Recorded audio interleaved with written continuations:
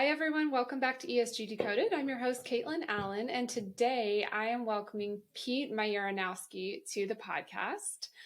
Pete is the president of Circ, which is a company scaling a molecular textile recycling process. That is a bit of a mouthful. We will explain more of what that means later.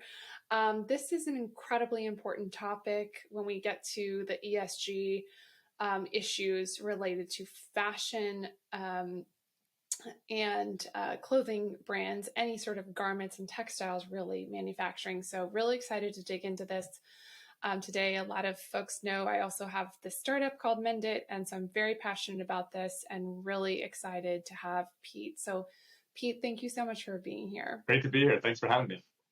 And I want to start with your background. You have such an interesting background and plenty of, I'm sure, stories that go way beyond the 5-minute intro. But, you were an officer in the Navy. You're the, I think, 4th or 5th veteran that has been on the podcast that's working in the sustainability space. So we are really excited to hear a little bit more about how you got interested in the space. Yeah, well, first on the veteran comment, that's great to hear. Not totally surprising. I think it's a wonderful finishing school to prepare you to be an entrepreneur because you often are under-resourced, you have imperfect information, and you have to lead a team to accomplish a goal without all those resources. And so that's been a very helpful background for me. But my passion for the environment started in the Navy. One of my first collateral duties was a boarding officer boarding ships smuggling oil out of Iraq against UN sanctions. And so I had to spend a lot of time firsthand, up close, seeing where energy comes from, the impact it has geopolitically, and it started to ignite my passion for alternative energy and renewable energies. And Circ, later down in my life, was an opportunity that popped up to work in biofuels. We've pivoted since then into molecular recycling of textiles, which I know we'll get into. But it's the same. It's my passion for the environment, my passion to solve a really big problem. Textiles is a really big problem that's making a bad impact for our planet. So we feel the urgency over here at Circ to scale this solution as far and wide as we can to protect the planet from the cost of clothing. Yeah, thank you for that background. It's so fascinating. I'm sure you saw my eyebrows went right up to the top of my head when you said you were smuggling oil out of Iraq. Wow. Talk about an education in energy, the geopolitics of energy, right? Absolutely. Wow. Well, I think, so one thing you've mentioned, you guys started in biofuels and have pivoted to textile recycling. I think that's a fascinating story. But before we get into deeper into that, let's talk a little bit about that ESG pressure today on manufacturers and brands. You've mentioned circular economy. A few of our episodes, I think we've talked about it, but I don't think in a lot of depth. So let's start with that. How do you think of the linear economy versus the circular economy? Yeah, linear economy is just not sustainable, pun intended. When you look at a massive consumer industry like fashion and textiles, and the fact that we're adding another 900 million people to the planet by 2030, we can't grow any more cotton. We're already at peak cotton as an example, and so circularity is inevitable. And I think the pressures are coming now. You refer to those pressures. For a long time, a $10 T-shirt has stayed $10.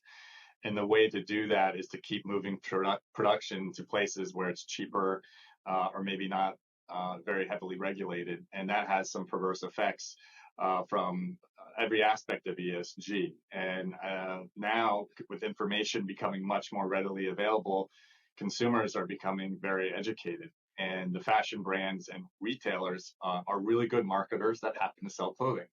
And so they're picking up on these trends and recognizing that their consumers want to have clothing that match their values. And so that's one part of it. The other part of it is that regulation started coming, particularly in Europe, but also in the United States. And that also is forcing the industry to re-examine its practices and look at how they can become more circular. We think of the take, make, dispose, the linear economy is you extract natural resources because everything starts as a natural resource. Right. People forget that in our highly modern world, right? We're taking natural resources, we make stuff, and it gets thrown away. Or, worse, it doesn't get thrown away. It ends up clogging waterways in the mostly in the global south. Yeah.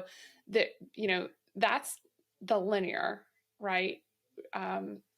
We're talking about circular, where those, in this case, fibers, textiles that are already in circulation, those resources were already extracted, it's already been turned into something else, are intended to become the feedstock again. That's right.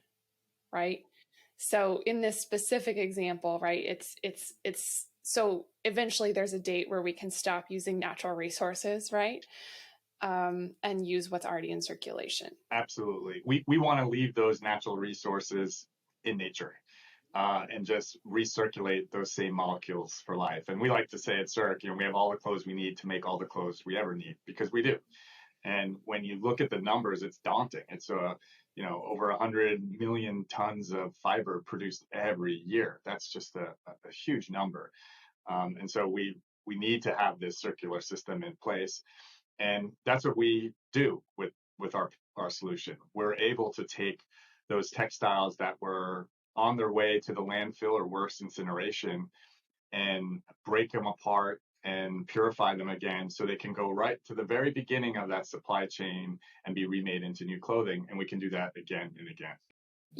I want to touch on this important word again you've said a couple of times, which is molecular, the same molecules. Yeah.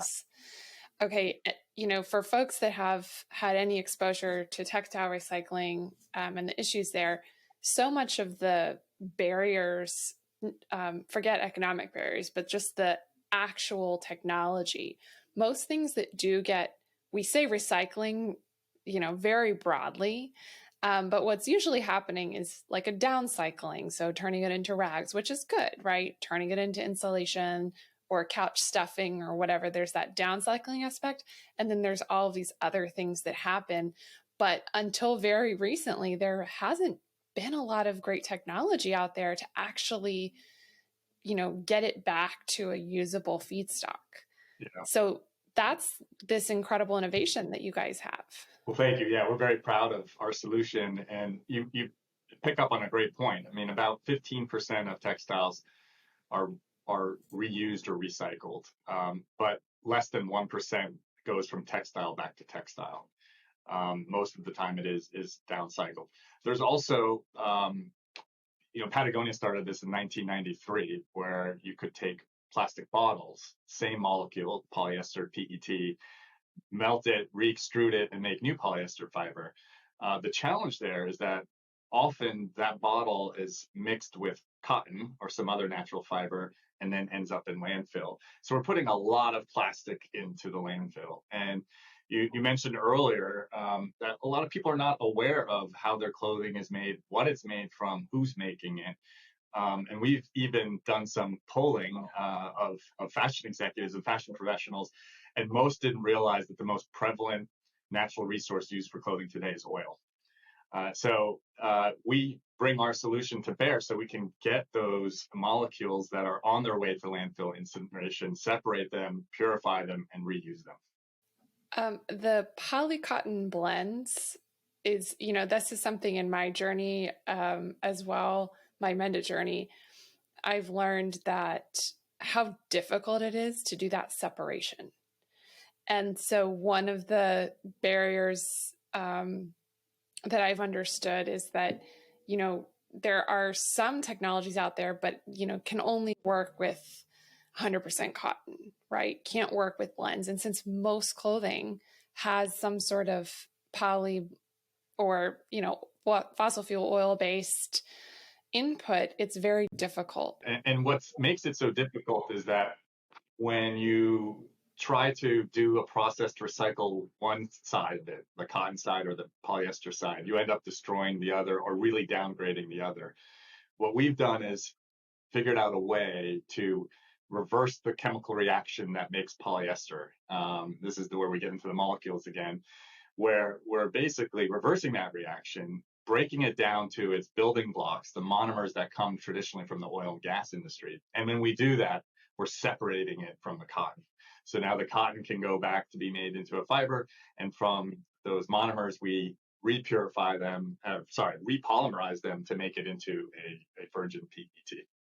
That's incredible. It's such a huge step in the innovation needed. And I think one of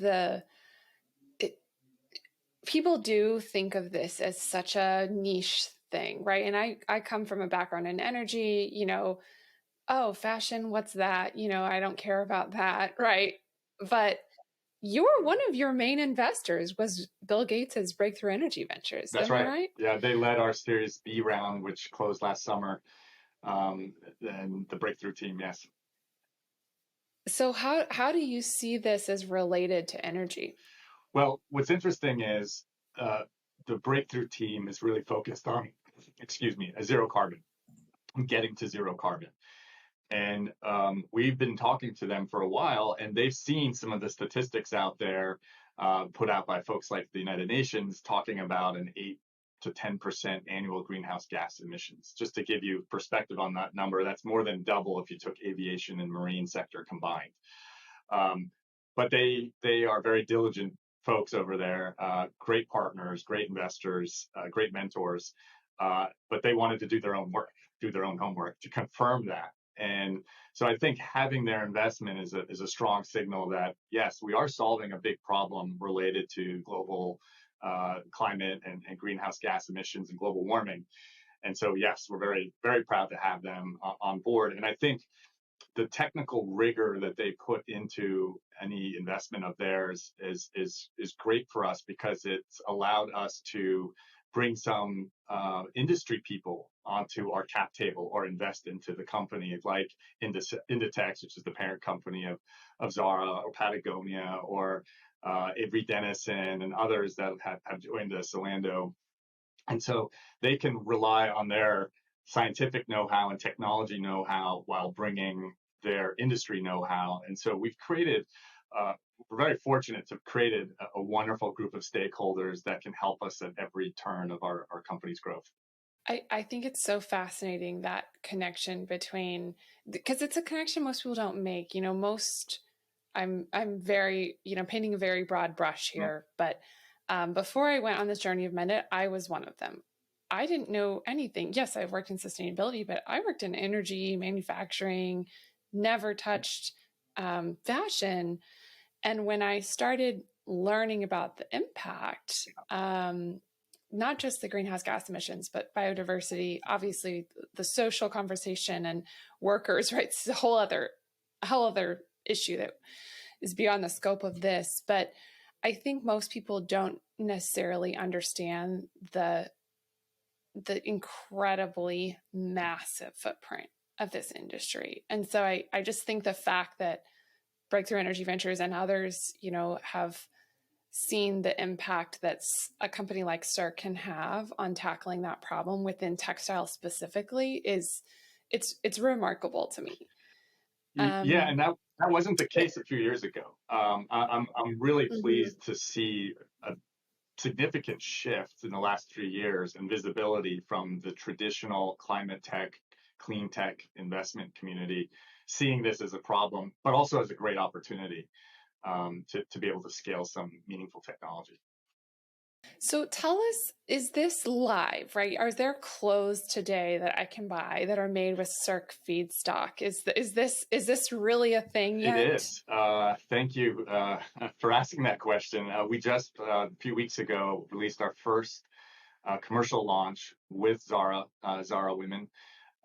It's a 4-piece collection that's made from polycotton waste. As far as we know, it's a world's first commercial product that's made and sourced from polycotton waste. So we're really proud of that and really excited about that.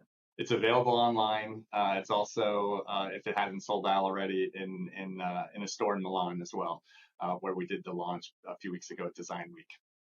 Congratulations. It is amazing. And Wow. Doesn't that speak to that consumer demand piece that it's sold out in Milan? Yeah.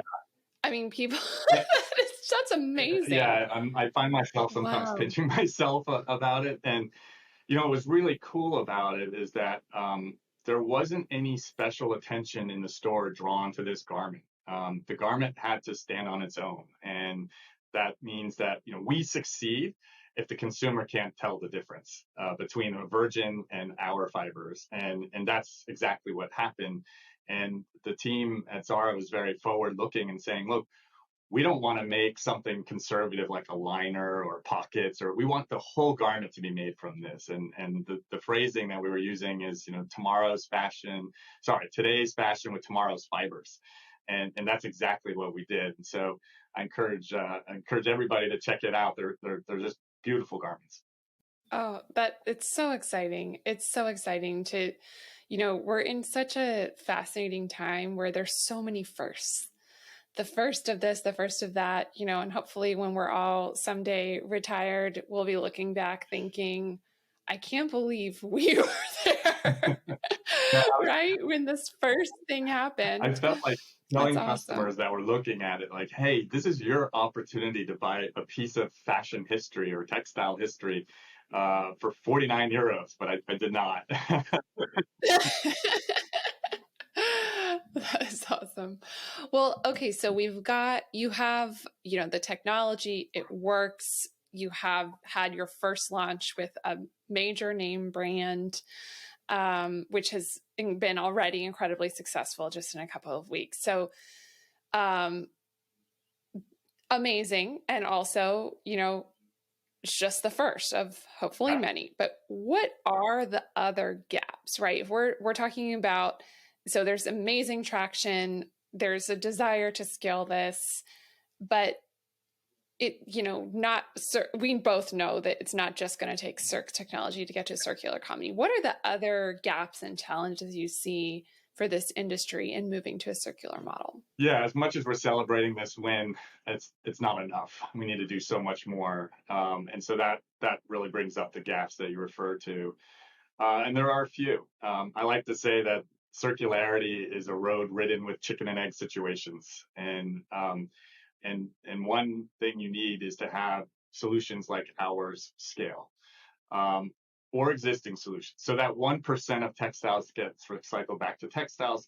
That's technology that's been around in one form or another for quite a while, mechanically opening up usually pure cotton garments, getting those fibers and then respinning them with a virgin fiber or recycled bottle fiber so you'd have strength. That's important, and you see that's where there's been a lot of growth recently. But then the next is going to be the molecular recyclers.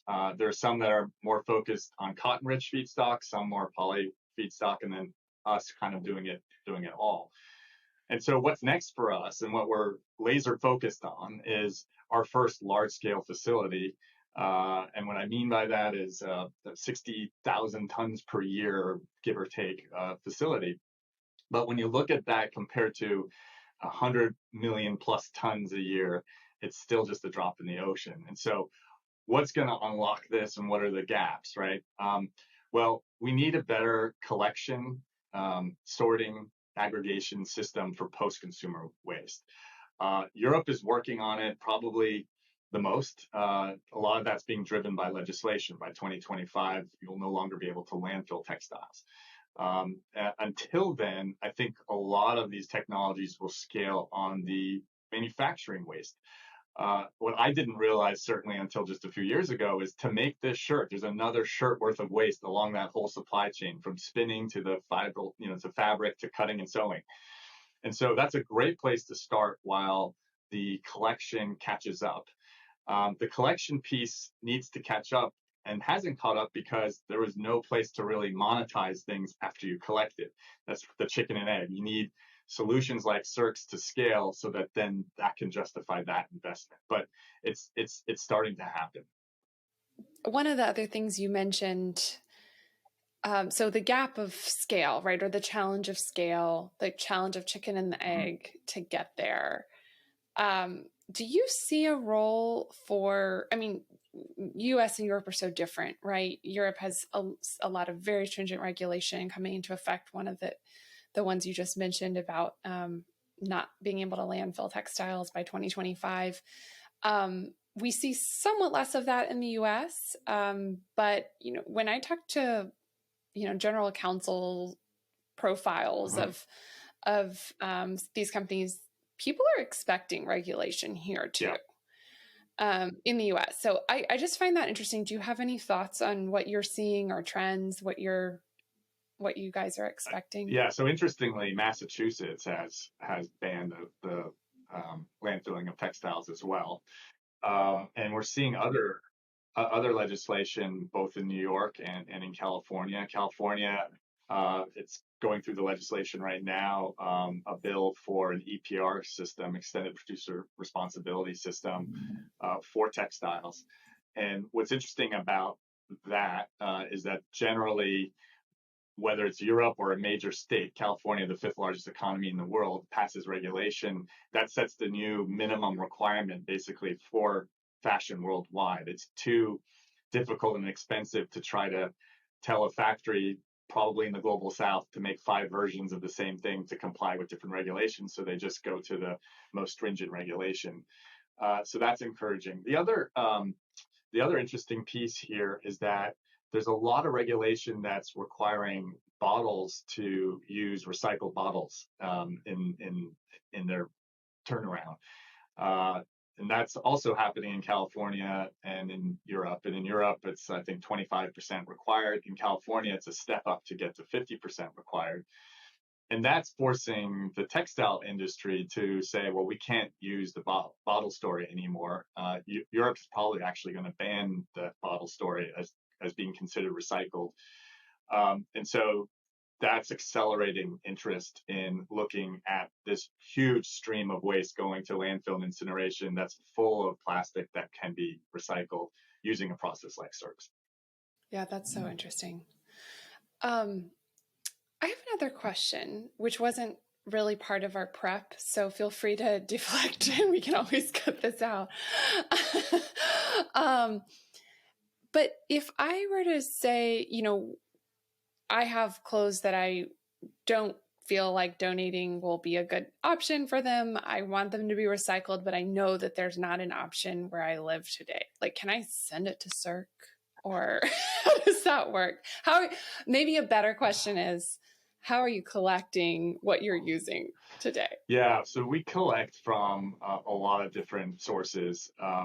Certainly, we collect a lot from the mill waste, so the cut waste that I referenced earlier. But we also work with brands that have take-back programs. So some brands are really good about that.